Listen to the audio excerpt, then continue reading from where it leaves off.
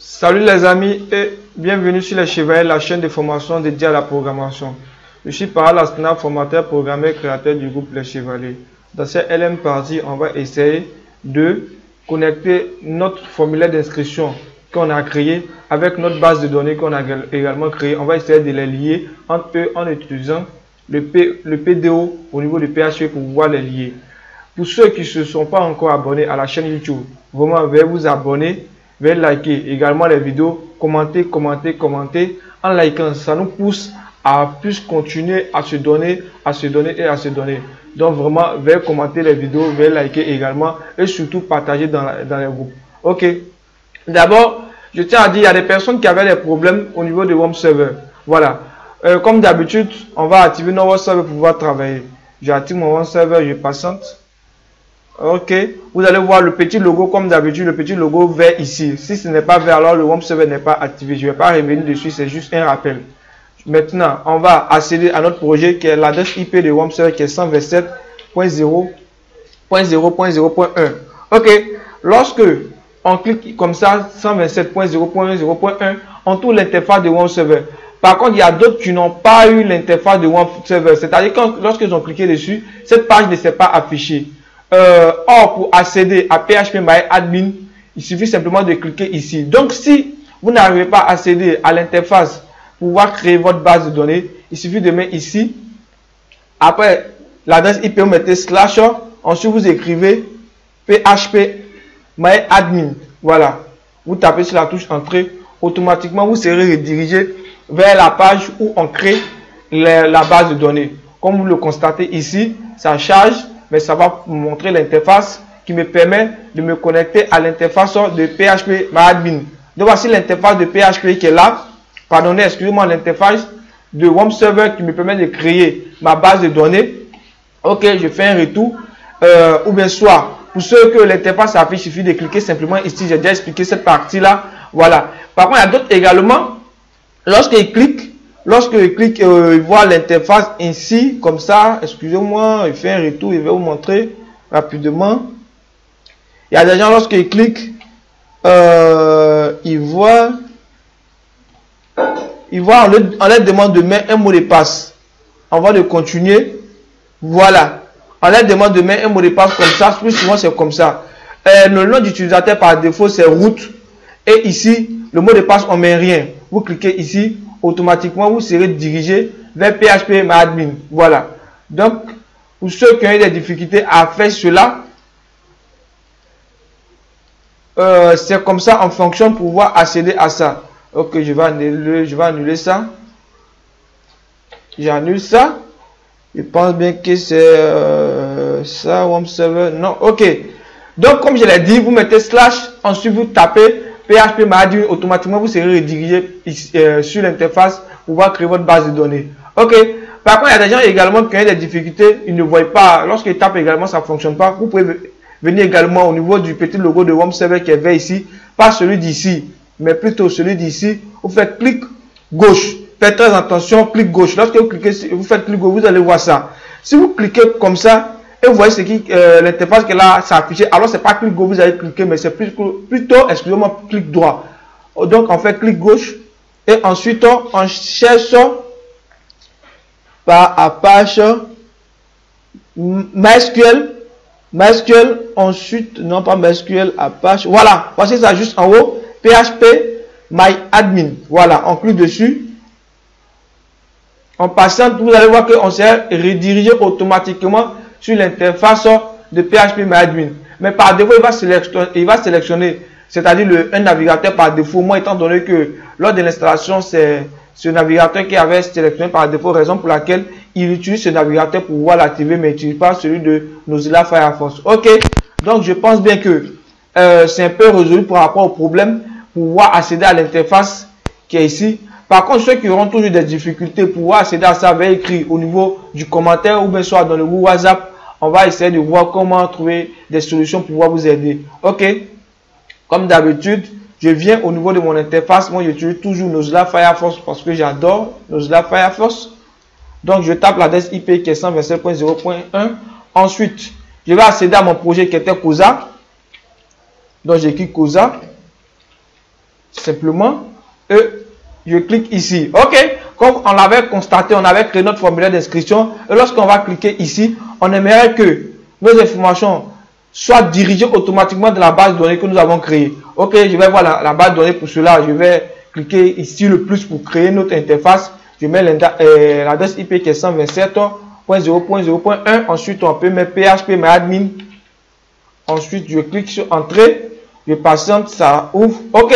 Voici l'interface de phpMyAdmin. Voici notre base de données qu'on a créée. Pour ceux qui n'ont pas encore créé vos bases de données, je vais vous retourner au niveau de la vidéo passée. Vous allez voir comment créer une base de données, comment créer une table. Nous, on a déjà créé notre base de données qui est Cosa. Je clique ici. Je patiente. Lorsque je clique sur Cosa, vous voyez, ils ont écrit table. Cela veut dire que la table que j'ai créée ici, ma table est utilisateur. OK. C'est sur la table utilisateur. Donc, lorsqu'on saisit les informations dans notre base de données, on aimerait que les informations accèdent à notre base de données qui est Cosa. Pour ne pas dire lorsqu'on saisit les informations dans notre formulaire d'inscription, c'est sa formulaire d'inscription, on aimerait que ces informations puissent être redirigées vers notre base de données qui est Cosa, ensuite dans la table utilisateur. Je prends un exemple terre à terre ici. On suppose que vous êtes un commerçant, vous achetez des produits qui quittent de l'Europe pour venir en Afrique et vous devez les sauvegarder au niveau de votre entrepôt qui se trouve, exemple, dans la ville B.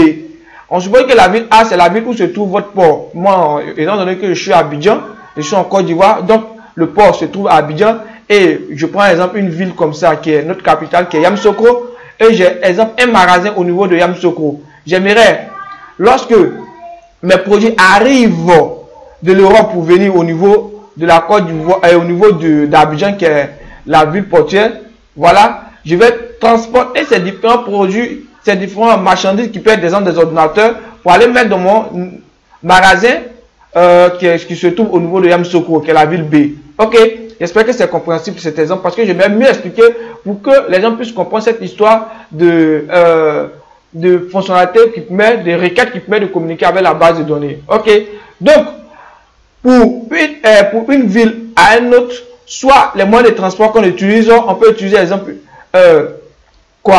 exemple un véhicule pour pouvoir transporter les marchandises pour les envoyer, ou bien on peut utiliser excusez-moi, des avions, plein de systèmes de transport. Donc le système de transport qui me permet de transporter mes marchandises d'un point A à un point B, c'est ce système-là qui fonctionne tel que notre système d'envoi des messages dans notre base de données, d'envoi des informations dans notre base de données. On suppose que c'est notre formulaire qui est là et c'est notre base de données qui représente nos magasins. Donc si ainsi j'aimerais comme ça déplacer un produit, c'est-à-dire déplacer mon produit qui est au niveau du port pour les envoyer ici, je vais simplement prendre mon produit et l'envoyer au niveau de la ville qui est, exemple, je vais essayer d'agrandir un peu, voilà, au niveau de la ville qui est la ville B. Donc le système qui me permet de communiquer, c'est-à-dire d'envoyer les marchandises qui sont au niveau du port à l'autre ville qui est Yamoussoukro, qui représente la ville B où se trouvent mes magasins, le système qui me permet de faire ça, qui est exemple la route, parce qu'il faudra avoir une route. Si c'est ce sont des véhicules que je vais utiliser, alors j'ai besoin d'une route, il y a besoin d'une voiture, il y a besoin d'un personnel qui a transporté. Ce sont ces systèmes-là qu'on appelle, au niveau de SQL, les systèmes, les requêtes SQL qui permettent de communiquer à la base de données. Donc la première des choses, d'abord, il faut se connecter à la base de données. Se connecter à la base de données, on suppose que ça représente ici notre route. Voilà. Donc suppose que ça représente ici notre route. Donc c'est notre route qui est le système de communication à la base de données. Donc, pour que on puisse envoyer nos informations de la base de données, on doit d'abord se connecter à notre base de données. Or, notre base de données, c'est quoi? C'est Cosa. Donc, suppose que, dans notre cas ici, notre base de données ici, c'est la ville B. Donc, suppose que notre base de données, c'est la ville B. Et où on doit placer notre produit, c'est magasin. Donc, ici, notre base de données, c'est la ville, c'est notre base de données qui est Cosa. Et où on doit placer notre produit qui représente notre table ici, qui est utilisateur. C'est la même chose ici. Donc, on suppose que notre base de données ici, c'est la ville. Et l'endroit où on doit placer plus précisément les produits qu'on va déplacer, c'est-à-dire les ordinateurs qu'on va déplacer du port pour envoyer au niveau de la ville B, c'est notre magasin.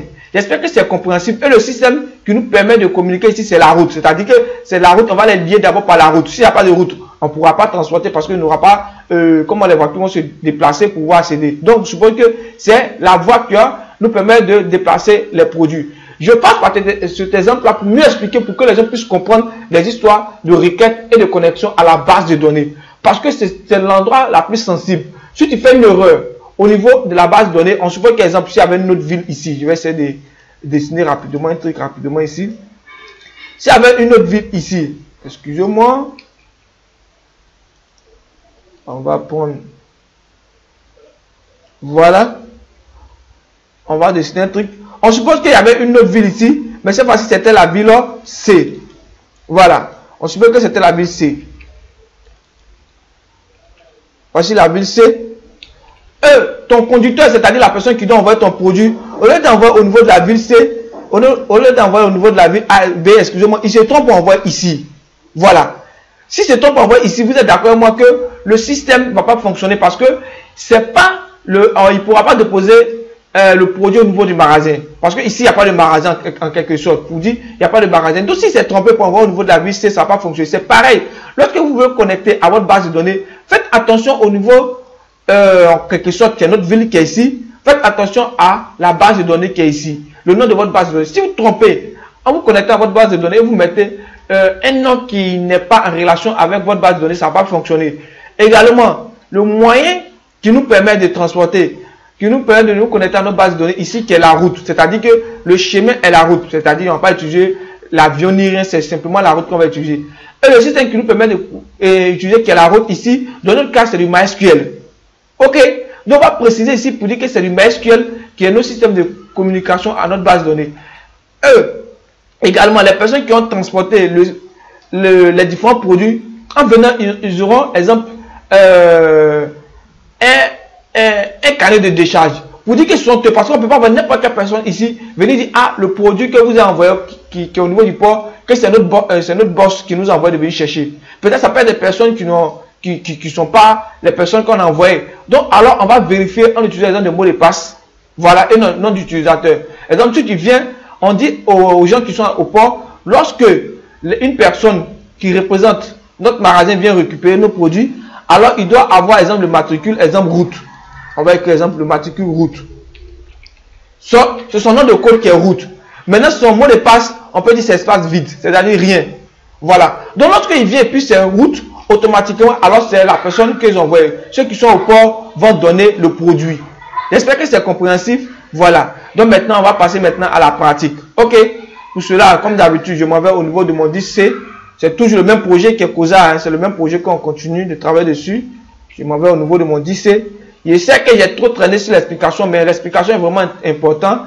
Il faut mieux comprendre l'explication avant de se mettre à coder. Voilà. Donc, je viens au niveau de COSA.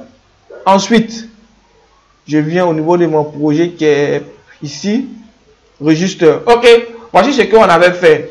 Ici, je vais me connecter automatiquement à ma base de données. Ça peut aller. Et après, maintenant, on va envoyer les requêtes qui permettent d'envoyer les informations de la base de données. Cette partie, on va simplement se connecter à notre base de données.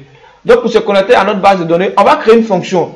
Pour créer une fonction, on va créer un nouveau dossier pour ne pas mélanger les informations ici. Sinon, on peut également les mettre ici pour se connecter à la base de données. Mais ce ne serait pas professionnel. Il faudra qu'on apprenne à être professionnel dès maintenant. C'est même chose comme quelqu'un qui s'organise mieux. Voilà. Donc, il faudra qu'on apprenne à mieux s'organiser. Donc, on va créer un dossier ici. Mais cette fois-ci, on va appeler fonction. C'est-à-dire, on va créer un dossier qu'on va appeler fonction. J'essaie maintenant, vous savez comment créer un dossier. Et bien mettre S à la fin pour dire c'est ici. On va mettre les fonctions. Voilà. Donc, on va créer notre fonction. CTRL-N comme d'habitude. CTRL-S. Et on vient dans le dossier fonction. Dans l'intérieur du dossier fonction, on va créer notre première fonction qu'on va l'appeler ment.func. Voilà, pour dire que c'est notre fonction principale. Ou on peut mettre principal.func. Étant donné que c'est un peu long, donc on va mettre, comment on va essayer de mettre en anglais, donc on va respecter, on va mettre .func. Voilà, simplement pour dire que c'est notre fonction principale. Non, ne pas oublier .php. Voilà. Pourquoi j'ai mis .func, je peux mettre ici comme ça. Simplement comme ça, main.func. Mais c'est pour dire que c'est une fonction. Donc, il va essayer de différencier un peu avec, en quelque sorte, celui de registre, celui de login qu'on a créé. Donc ici, il y a mes points func. Simplement comme ça. Voilà. Le point PHP ici, c'est pour dire que c'est du PHP. Notre fonction, c'est également du PHP. Il appuie sur registre. OK. Ensuite, comme d'habitude, notre balise PHP. Voilà. Et ensuite, on va créer la fonction qui nous permet de nous connecter à la base de données. Ici, on va utiliser la programmation orientée objet en PHP, qui est le PO. Voilà, c'est le PO qui nous permet d'utiliser la connexion à la base de données. Franchement dit, on ne va pas trop expliquer ces détails de programmation orientée objet parce que après la formation, on aura le temps de faire une séance sur la programmation orientée objet en utilisant, par exemple, certains design patterns tels que le modèle MVC, les singletons, également les factories, plein de choses qu'on aura le temps de voir. Voilà, là c'est un peu poussé, franchement, je ne vais pas vous blaguer, c'est un peu poussé. Là vraiment, il y aura besoin de beaucoup de fois pour pouvoir maîtriser ça, tel que les singletons, les modèles MVC, tout ça là. Mais ici, on va utiliser simplement la l'objet PDO qui nous permet de nous connecter à la base de données. Sans trop expliquer, vous allez simplement apprendre ça par cœur. Voilà, apprendre ça par cœur simplement. OK? Donc, pour cela, d'abord, on va venir au niveau de notre index.php. Voilà, au niveau de notre index.php, on va inclure cette fonction-là. Voilà, on va inclure ce dossier-là. Pourquoi? Parce que si on inclut ce dossier-là, on pourra l'utiliser au niveau de registre. Donc, on va inclure ici. Simplement, au niveau d'index, on va inclure en haut. En activant toujours include.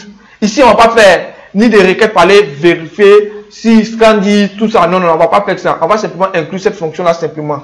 Donc, mais include. Voilà. On peut utiliser recurrent, include. Voilà. Mais ici, je vais utiliser include. Maintenant, je vais mettre le nom du dossier, surtout notre fonction. Si vous vous rappelez très bien, c'est dans fonction. Fonction.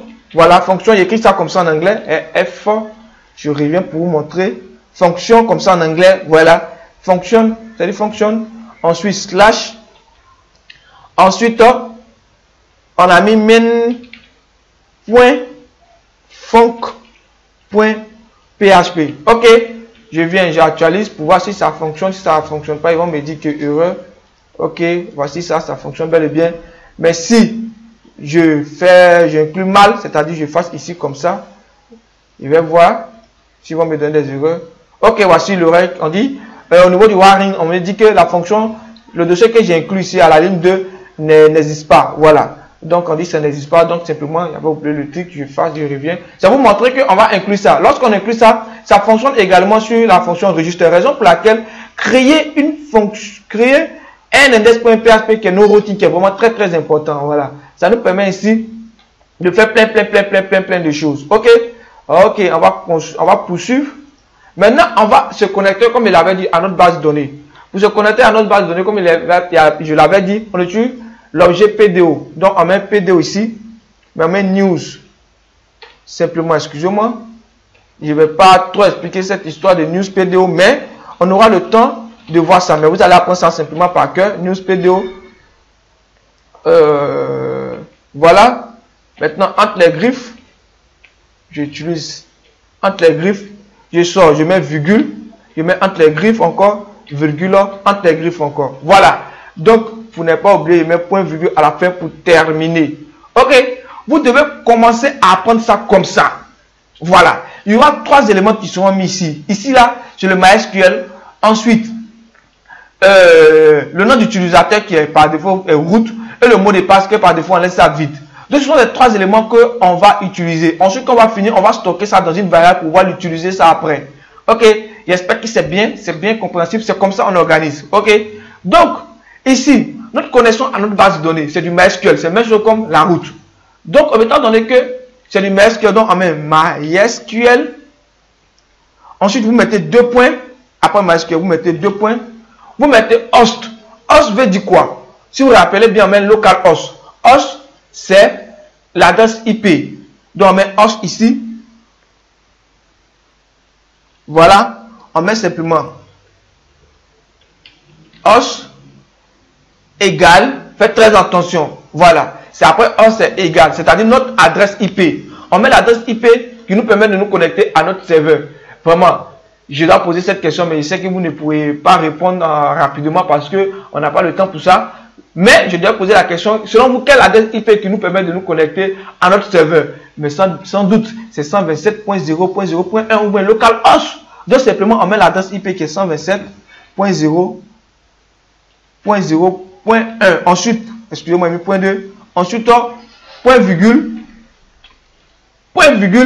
Après le point virgule, maintenant, on va mettre le nom de notre base de données, qui est dbname, dans l'équipe dbname. Voilà, le dbname égale. Le dbname veut dire quel est le nom de votre base de données. Ici, on veut dire quelle est l'adresse IP de votre base de données. Voilà. Nous étant donné que l'adresse IP c'est 127.0.0.1 et le nom de notre base de données c'est quoi? Rappelez-vous bien, ici ne change pas. Étant donné qu'on travaille en local, ça ne change pas, mais ici ça change. Le nom de notre base de données c'est quoi? Si vous vous rappelez bien, on va vérifier ensemble pour ne pas se tromper.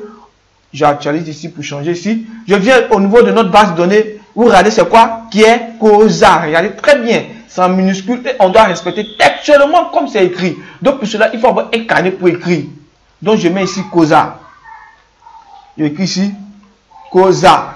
Ensuite, ici on me demande de mettre le nom d'utilisateur. Le nom d'utilisateur par défaut c'est root. Et enfin, le mot de passe par défaut, on ne met rien. Ok. Lorsque vous avez fini ça, faites très attention. Entre MySQL et host, on ne met pas plus souvent, mais pas d'espace. Si vous mettez d'espace ici, ça n'a pas fonctionné. Je tiens à vous dire, celui qui fait des fantaisies, ça n'a pas fonctionné. Ici, on ne met pas d'espace. En MySQL, le 2 points, il n'y a pas d'espace. Ensuite, celui d'ici, on aura besoin à chaque moment de nous connecter à notre base de données. Lorsqu'on aura besoin de nous connecter à notre base de données, on va appeler ça. Donc, raison pour laquelle, à chaque moment, lorsqu'on a besoin de nous connecter à notre base de données, exemple comme ça, on va faire un copier. Si on veut se connecter à notre base de données, on va coller ça ici. On suppose que c'est ça qui nous permet de nous connecter à notre base de données. On clique ici. À chaque moment qu'on veut se connecter à notre base de données, on clique ici. On fait comme ça. On fait un copier-coller. Ça devient trop long. Donc, on va stocker ça dans une variable. Si vous vous rappelez très bien, pour stocker quelque chose dans une variable, $. Donc, ici, on va mettre égal pour dire, on va stocker dans une variable. Et on va mettre $db. Voilà. On va mettre db seulement. Voilà, qui veut dire database. Qui veut dire database. Simplement une abréviation de database. Qui veut dire base de données. Voilà, database. Donc, prenez ça, ça doit être maintenant votre jargon informatique. À chaque moment, vous pouvez répéter database. CTRL S pour enregistrer. On va venir actualiser ici pour voir si ça fonctionne bel et bien. Qu'est-ce que vous constatez? Ça fonctionne bel et bien. Les warnings ont été supprimés. Mais imaginez-vous, si on met, exemple, COSA, on fait une erreur ici, on va essayer de voir. On actualise. Qu'est-ce que vous constatez? On nous dit, il y a une erreur au niveau de la ligne 2. Il y a une erreur au niveau de la ligne 2, c'est-à-dire que ça ne fonctionne pas. Donc, on va essayer de dire, s'il y a une erreur, tu n'affiches plus le reste de notre code. En utilisant certains moments, vous voyez, on nous dit database COSA. Donc, c'est comme si la database COSA n'existe pas. Ok, donc, on va venir rectifier en mettant ici.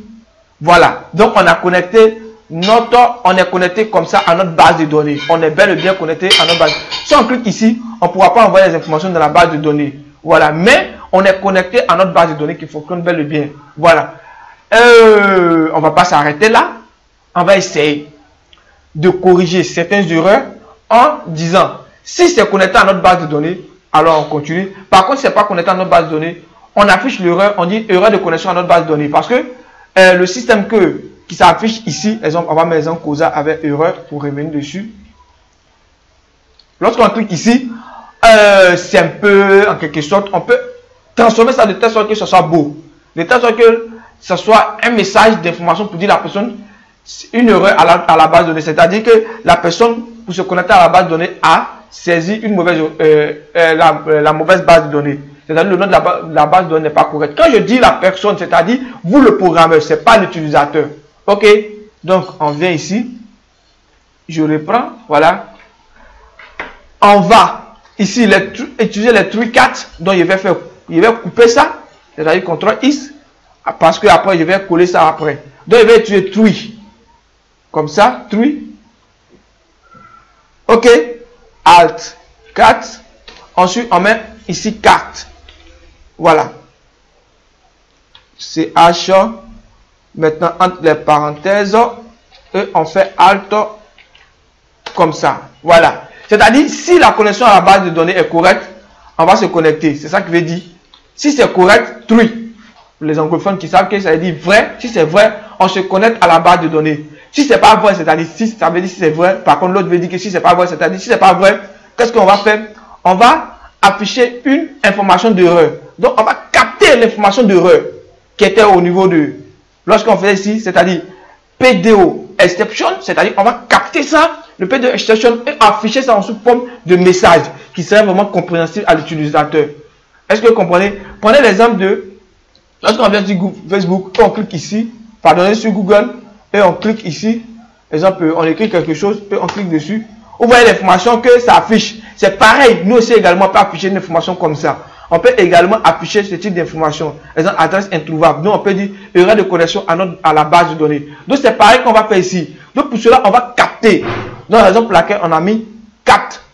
Maintenant, on va mettre ici, celui qui est ici, celui qui est ici, vous voyez, ils ont mis PDO exception. Donc, on va mettre également ici PDO. Regardez très bien, c'est quoi? Le PDO en majuscule. Ok, le exception, on peut mettre le E avec exception E en minuscule. Voilà. Donc, on va écrire ici PDO.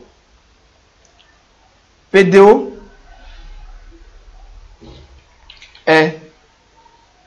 except. Faites très attention au niveau de l'écriture. PDO exception, on met $E. Ok, vous voyez? PDO exception $E. Pas entre les griffes ni rien. On met PDO exception $E. Ensuite, on va afficher un message. On va afficher un message. Mais cette fois-ci, on peut utiliser echo. On ne va pas utiliser ni.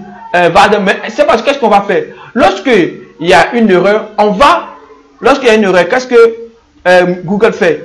Il n'affiche plus rien. C'est-à-dire, il affiche les messages d'erreur et puis c'est tout. Il n'affiche pas quelque chose qui vient. Il tue le contenu de la page qui doit s'afficher. Donc, alors, on va dire le contenu de notre page. On va die ça. Voilà. Donc, je die simplement comme ça. Et je mets ici erreur de connexion à la base de données. Simplement, je mets erreur de connexion.